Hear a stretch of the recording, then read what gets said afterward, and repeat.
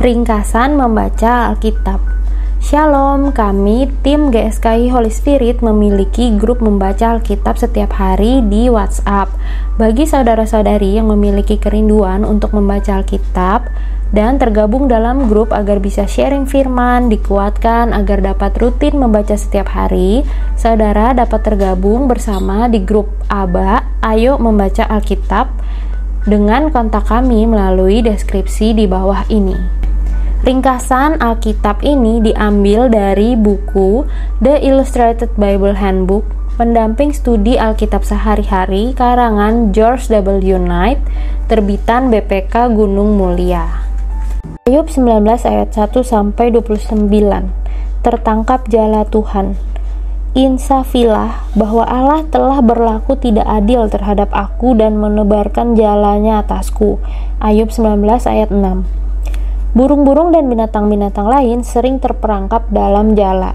Jala juga merupakan senjata efektif dalam peperangan. Seorang prajurit dapat menangkap musuhnya dengan melemparkan jala yang tebal ke sekelilingnya. Kemudian ia akan menghabisinya dengan pedang atau tombak. Dalam penderitaan dan perjuangannya dengan Allah, Ayub membandingkan dirinya sebagai binatang atau manusia yang terjerat jala. Ia percaya kepada Allah yang memegang jalanya. Sebagai penderita yang tidak bersalah, ia berpikir bahwa ia sedang dihukum Allah tanpa alasan. Ringkasan kitab Ayub 19 ayat 1-29. Merasa patah hati dan kecewa, Ayub memohon kepada teman-temannya untuk mengasihaninya. Mereka malah menjadi penuduh dan penyiksa, bukan sebagai penghibur. Menuduhnya secara tidak adil dan tidak menjawab pertanyaan-pertanyaannya yang penuh selidik itu. Ayub 20 ayat 1-29, Zofar mengambil subjek yang sudah didiskusikan oleh Bildad di pasal 18. Nasib yang menyedihkan bagi orang jahat. Implikasi pernyataan ini adalah bahwa Ayub sedang dihukum oleh Allah karena kejahatannya.